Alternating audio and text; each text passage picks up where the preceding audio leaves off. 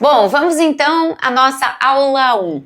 Nessa aula, a gente vai entender um pouquinho sobre as modalidades da corrida e como que a gente vai tratar a nutrição mais especificamente com relação a essas modalidades. Bom, vamos iniciar então apresentando aí o que a gente tem hoje em termos de modalidades para corrida. Bom, a primeira, é a nossa clássica. Então, que é a corrida, o atletismo em si, que são as corridas de 100 metros, 200 metros, 400, a gente tem lá com barreira, sem barreira, ou seja, é aquelas, que a gente vê muito, por exemplo, nas Olimpíadas, são as mais clássicas. Depois, a gente vai ter as corridas, de aventura. As corridas de aventura, elas são muito interessantes, porque elas abrangem mais do que uma modalidade. Então, ela é sempre em equipe e vai ter lá a corrida, que normalmente é trekking, é mais em mata mesmo, vai ter canoagem, vai ter escalada, vai ter bike. É uma modalidade que nós não temos no Brasil hoje um grande número de praticantes, até pela própria complexidade da modalidade. Mas ela vem crescendo e a gente vem vendo, provas aí acontecendo também nessa modalidade. Nós vamos ter também a corrida de rua, que é a mais popular. É onde a gente tem o maior número hoje de participantes, que vai desde as corridas mais curtas, aquelas de 5 km, 10 km, as meia maratonas e a icônica, maratona. Nós vamos ter também, as corridas de trail running.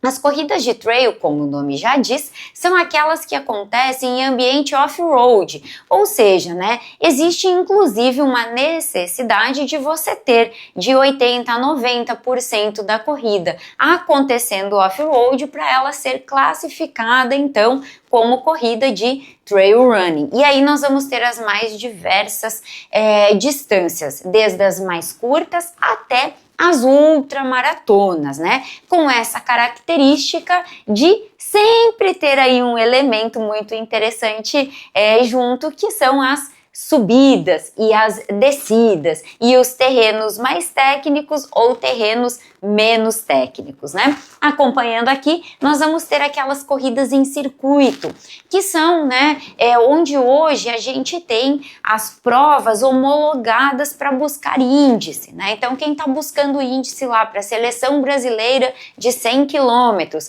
seleção brasileira de 24 horas, então nessas provas vai conseguir, fazer e buscar o seu índice, porque elas são homologadas. Elas têm uma característica interessante, elas acontecem em piso asfáltico ou mesmo em pistas de corrida. As pistas de 400 metros, sim, acontece prova de 100 quilômetros e de 24 horas em pistas de 400 metros também. Continuando, nós vamos ter as corridas mais em estradão, que a gente acaba não caracterizando como trail running, aquelas que são 100% estradão. Sim, elas são off-road, mas elas não têm trilha no seu percurso, ou seja, elas são provas mais corríveis, onde o atleta consegue empregar aí uma velocidade maior por não ter terreno técnico.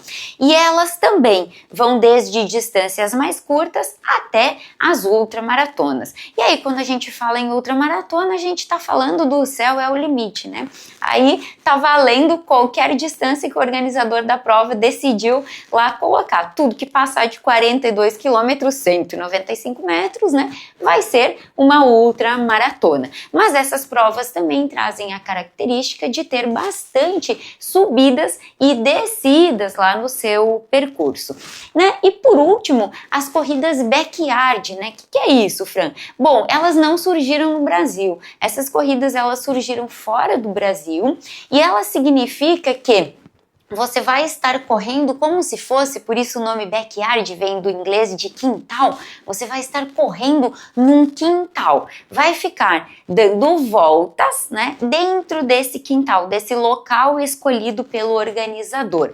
Como que ela acontece? A cada 1 hora tem uma nova largada e Dentro dessa 1 hora, você tem que fazer em média de 6,8 a 7 quilômetros. Terminou, o tempo que você tem para a próxima largada é o teu tempo de descanso. Descansou, deu a hora da largada, vai de novo. Naturalmente, nas primeiras voltas, os corredores chegam com mais antecedência, descansam um pouquinho mais. À medida em que vai avançando, acaba que chegou, às vezes o corredor chega, ele não consegue nem se alimentar, ele já tem que partir para a próxima volta. E no Brasil ela chama-se Resta 1, ou seja, a prova acontece até que tem a última pessoa em pé. A gente já teve provas aí fora do Brasil que o pessoal ficou 6, 7 dias correndo, dando voltas até que a corrida acabasse, né? No Brasil a gente tem aí 3, 4 dias em média dessas provas ocorrendo. E quem se classifica no circuito depois vai fazer uma etapa mundial lá nos Estados Unidos, né? Onde a gente tem a finaleira. Bom, por que é que eu falei de todos esses tipos de corrida? Porque quando a gente pensa na nutrição, cada modalidade dessa vai trazer para a gente uma necessidade específica de alimentação e de suplementação. É claro que aqui não é objetivo do curso eu falar de cada uma delas, como seria essa alimentação e essa suplementação, até porque isso é individual. Isso a gente trata realmente na consulta nutricional. Mas quis trazer para vocês entenderem esse universo que a gente tem. E o que nós vamos tratar aqui nessa aula 1, na parte de nutrição, acaba sendo sim um pouco mais genérico. Mas veja que a corrida, ela é muito simples quando eu penso em colocar um tênis e sair correndo, mas ela é altamente complexa quando eu penso em todas essas modalidades e como a gente vai tratar a nutrição e a suplementação. Seguindo aí, então, né, quais seriam esses princípios que a gente tem hoje pensando na nutrição para os corredores, indiferente de qualquer uma dessas modalidades aí que eu trouxe para vocês, né? Então, o princípio fundamental é a gente fornecer o combustível adequado para que o corredor possa, né, tocar a sua prova e para que a gente já consiga ir promovendo a própria recuperação dentro da própria prova, para que quando concluir, né, essa prova ou esse treino, não acabe lá num catabolismo muscular tão grande a ponto de que você precise 4 ou 5 dias para se recuperar. Até porque às vezes a gente não tem esse tempo, você sai de um treino e você já precisa migrar para o seu outro treino, né? Também, né, essa dieta, né, equilibrada que a gente vai trabalhar, ela sempre vai ter foco em fornecer a quantidade adequada, seja de carboidrato, seja de proteína e seja também dos micronutrientes, né, que a gente está falando aí nas vitaminas e minerais. Então, gente, verdadeiramente não tem muito segredo. É isso que a gente precisa fornecer quando a gente pensa na alimentação para um atleta de corrida, seja qual for a modalidade, né, que está fazendo.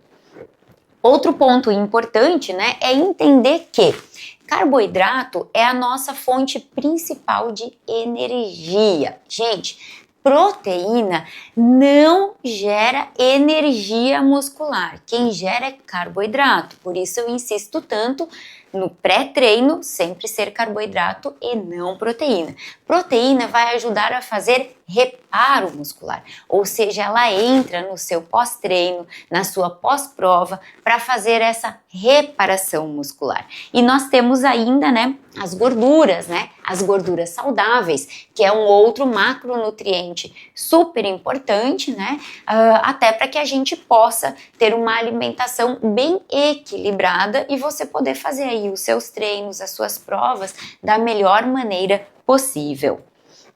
E aí, quando a gente pensa, né, nessa alimentação, então, do corredor, pensando no pré, no intra e no pós, quando nós estamos falando da alimentação antes do treino, sempre, gente, alimentos de rápida digestão e alimentos mais leves, né?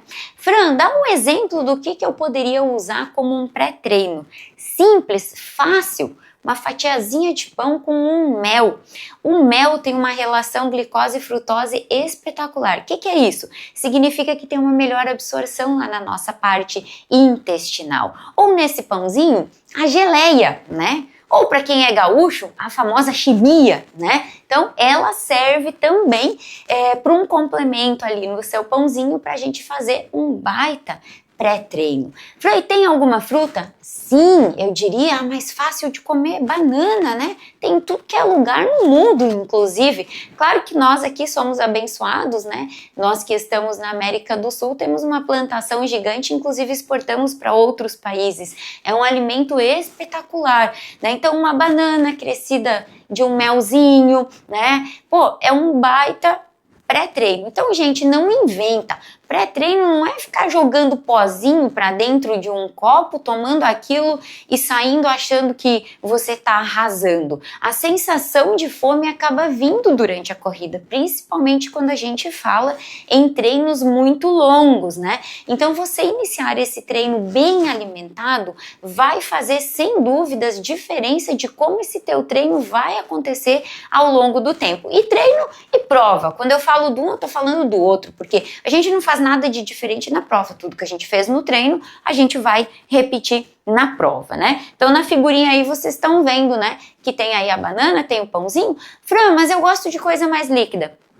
Bora fazer uma vitamina, né? De frutas, a gente bota uma banana, né? Bota uma aguinha de coco, que eu já tenho um pouco de carboidrato ali também. Dá pra gente jogar uma aveia pra ter mais carboidrato ainda. A gente só não vai jogar aqui nessa vitamina proteína. Então, não vou jogar um whey protein aqui. Se isso fosse pós, aí era outra história, né? Então, a gente vai ficar no carboidrato. Veja no meu desenhinho aí que o carboidrato é o rei, né? Então, é nele que nós vamos apostar no pré-treino, né? Quando a gente pensa durante, né? Durante a gente tem diretrizes muito bem estabelecidas hoje, né? A gente sabe que atividades até 1 hora de duração, você tem necessidade zero de fazer reposição.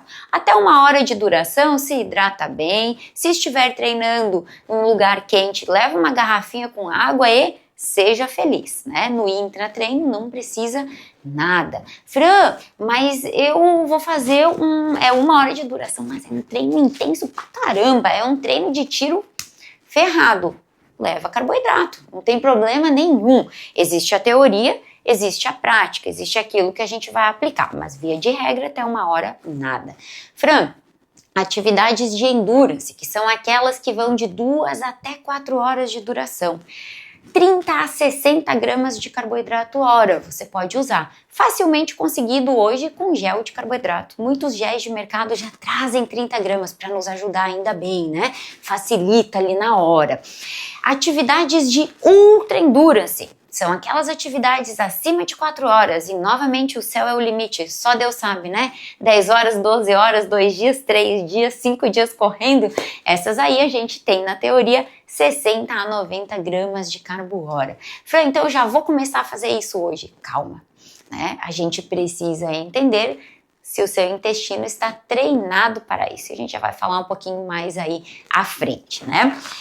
Reposição de eletrólitos. A gente tem na teoria de que atividades até 3 horas eu não teria uma necessidade real de reposição de eletrólitos. Sódio, potássio, magnésio, super conhecido por vocês, aqueles famosos sachêzinhos. Eu gosto de botar uma vírgula aqui, né? Como alguém que pratica muito, atividades até 3 horas eu não preciso. Mas e se eu estou treinando ou competindo num ambiente extremamente quente? Calor e umidade absurda. Dá um exemplo, né? Litoral, Rio de Janeiro, Florianópolis, quem tá lá no Amazonas, né, treinando, são regiões do nosso Brasil muito quentes e muito úmidas. Eu acho que você deve levar eletrólitos. Acho não, tenho certeza. Fran, você está indo contra a teoria? Sim, estou indo contra a teoria. Mas a prática nos mostra que nesses ambientes a perda de sudorese, o suor que você vai perder é muito grande. Então fazer essa reposição é inteligente para que a gente já possa inclusive acelerar a sua recuperação. Quanto que eu vou usar, Fran? Isso eu vou te dizer na consulta, porque aí eu preciso calcular a sua taxa de sudorese para te dizer quanto você vai precisar, principalmente de sódio, que é o elemento que nós mais perdemos. Potássio e magnésio são perdidos em muito menor escala, tá? Então, intratreino é o que temos. Falando agora, né? Aqui eu vou deixar essa figura para você sobre a reposição de carboidrato, tá? Que eu falei, deixar para que vocês olhem com calma, mas é exatamente o que eu comentei sobre até 1 hora, atividades de endurance e atividades de ultra endurance. E aqui tá, olha o nosso intestino que bonitinho na esteira correndo, porque ele também precisa treinar, né? A gente vai lá e treina o nosso músculo, né? A gente corre, a gente vai pra academia, mas e o nosso intestino? Ele é igual, se ele não for treinado, não adianta você tacar 90 gramas de carbo hora, gente, vai dar ruim, pode ter certeza. Você vai agarrar os matos, vai ter que sair correndo procurar banheiro, vai chegar em casa apertado, né? Então a gente precisa treinar, é o famoso training de gut, treinar esse intestino para que ele consiga cada vez, aos poucos, a gente ir aumentando essa quantidade de carboidrato por hora que você vai ingerindo. Sabemos que isso é muito claro para nós na ciência, carboidrato melhora desempenho, sim, mas também piora se você não treinar o intestino, se você tiver que parar o treino para ir no banheiro. Que melhoria de desempenho foi essa? Nenhuma. Então não dá para simplesmente porque alguém publicou que agora estão usando 120 por hora, você sair usando 120 por hora. Tem que fazer com calma, com acompanhamento, né, do nutricionista para a gente ir fazendo esse aumento de forma gradual. E é a maior reclamação que a gente tem hoje, é o que eu mais recebo no consultório. Certamente quem está acompanhando esse curso já passou por isso, são indisposições gastrointestinais. Elas acontecem por N motivos, mas um deles, sem dúvidas, é seu intestino não estar treinado e você está colocando uma quantidade de carboidrato muito maior do que você tem capacidade aí para receber e para usar como fonte de energia. Muito bem. E aí, né, pós o treino, Fran, terminei meu treino, né, e agora o que é que eu faço? Agora é hora de reparação muscular. Seja lá o seu treino pós-academia, e a gente, corredor, né, a gente não faz treino até a falha, mas de qualquer forma a gente trabalha, né, e até fica um recadinho aqui, se alguém ainda aí não tá fazendo treino de reforço muscular, deveria fazer, isso é inegociável, né? Mulheres nem se fala, é negociável vezes 2, né? Então, só um parentezinhos aqui, porque como profissional da saúde eu preciso alertar vocês sobre isso. Voltou do seu treino, seja da musculação, seja da corrida, aí proteína e carboidrato junto, pra gente fazer essa reparação muscular. Aqui então pode entrar os ovos, né, como uma boa fonte de proteína. Pra quem, né, é vegano, a própria proteína vegetal, né, pode entrar aqui, ou quem tem algum tipo de intolerância, junto com um pãozinho, um bowl de frutas, né, adicionado de um iogurte, mais um complementozinho, né, de proteína, jogar ali por cima umas sementinhas, uma aveia. Então assim, foco na proteína e o carboidrato vindo para complementar. Lembram que no pré o carboidrato é o rei, no pós a proteína ela é feminina, então ela é a rainha, né? E o carboidrato vem para fazer esse complemento, tá? Então, isso sobre o pós, né? E aí, Fran, existem recomendações de quanto de carboidrato e quanto de proteína? Sim, existem. Essa tabela aqui que vocês estão vendo, ela traz por quilograma de peso. Veja, e aqui é bem importante, isso é muita dúvida eu recebo. Fran, no intratreino eu vou calcular por quilograma de peso? Não, gente, no intra é carboidrato por hora, tá? No pós, aí sim a gente vai calcular por quilograma de peso. Então eu vou dar um exemplo aqui. Eu, Fran, né? Eu faço atividades, né, que são as consideradas aqui, né, de 4 a 5 horas de duração, de 4, 5 mais horas de duração. Voltei de um treino de 4 horas. Eu tenho que olhar, né, para isso e calcular 8 a 12 gramas por quilograma de peso. Eu peso 50 quilos. 5 vezes 8, 40. Então, eu estou falando, né, em fazer essa recuperação com 40 gramas de carboidrato, especificamente para mim, que eu fiz um exemplo aqui usando a menor, mas eu poderia usar 12 gramas por quilograma de peso também. Então, existem essas recomendações, essa tabela vai ficar aí para vocês. Vocês podem fazer um cálculozinho aí, né, e ver quanto que vocês vão precisar repor para fazer melhor essa recuperação pós-treino ou pós-prova, né? vamos falar de hidratação, tão importante quanto, né, o combustível do alimento que a gente vinha falando. Então, quando a gente fala em hidratação, né, a gente tem que pensar nela antes do exercício, intra-exercício e pós-exercício também, né? Então, como vocês podem ver aqui, antes do exercício, a gente sugere que tenha uma ingestão de 500 a 600 ml, né? Se você conseguir fazer isso com mais antecedência, se você tiver pouco tempo, algumas horinhas, né, alguns minutos antes, só 200 a 300 ml de água. Eu poderia botar eletrólitos aqui também. Se você for fazer um treino em local muito quente e úmido, pode colocar um sachêzinho de eletrólitos também, que isso é bem importante para você já entrar bem hidratado. Quando a gente fala durante o exercício, as recomendações falam que o ideal seria, né, entre 400 a 600 ml por hora, sempre acrescido de eletrólitos para aquelas atividades, né, de mais longa duração. Fran, então assim, deu 1 hora, eu bebo tudo. Não, gente, vai dando bicadinha ao longo do treino, né? A gente usa o colete de hidratação, dá a bicadinha, corre um pouquinho, dá a bicadinha, para que em 1 hora você tenha matado. Normalmente as flasks são de 500 ml, você matar esse 500 ml aí durante essa 1 hora tua de atividade. Terminei o exercício, tá tudo ok? Não, não tá. Lembra que você precisa comer, mas você precisa hidratar também, né? E aí, a gente precisa fazer essa reidratação pós, a gente não tem uma diretriz muito específica. Algumas falam que você deve repor 1 litro por quilograma de peso perdido, algumas falam 1,5 litros por quilograma de peso perdido. Você só vai conseguir fazer isso se você se pesar antes do seu treino, se pesar depois do seu treino. Me pesei, depois perdi 2 quilos. Isso não é de gordura. A notícia é triste, né? Pra quem gostaria, mas não é. É de água. Então, vai ter que tomar 2 litros se você seguir a diretriz aí de 1 litro por quilograma de peso perdido, tá? Se esse treino foi com muito calor, muito, né, umidade, sugiro que também coloque um sachêzinho de eletrólitos aí junto, né?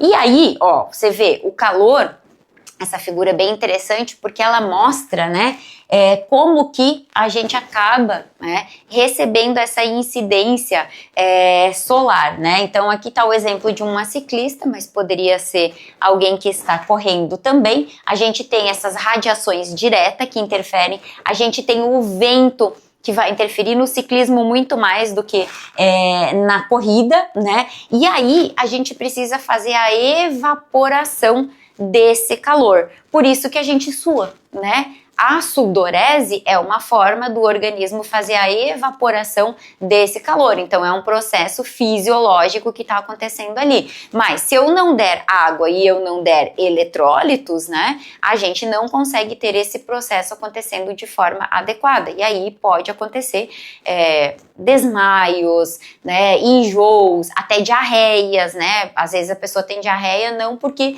consumiu muito carboidrato, mas sim porque não fez a hidratação de forma adequada, né? E aí a gente tem, né, alguns posicionamentos que falam, né, sobre treinamento no calor, né? E esse posicionamento traz, né, pra gente alguns protocolos, né, que a gente vai seguindo durante uma consulta nutricional. Claro que eu não vou destrinchar o protocolo para vocês, mas é importante vocês saberem, né, que existe protocolos para que a gente siga. Inclusive protocolos de quando repor sódio. Né? Então, quando eu tô falando, né, em treinos, provas de curta duração, eu não tenho essa necessidade, porque a taxa de sudorese é muito mais baixa, né? O próprio protocolo traz isso pra gente. Mas essas provas superiores a 3, 4 horas, eu já passo a ter essa necessidade, né? Lembrando da vírgula que eu coloquei lá anteriormente sobre ambientes muito quentes e muito úmidos. Gente, isso aqui é uma tabelinha básica, avaliar a cor do seu xixi. Ela diz muito sobre a sua hidratação, tá? Então, né, nessa nossa escala aqui, né, que é a escala de Armstrong, ela traz as cores e diz se você está bem hidratado, se você não está bem hidratado, né? Inclusive para atividades de longa duração, eu sugiro que você faça xixi em cima de um lencinho e avalie como está a cor.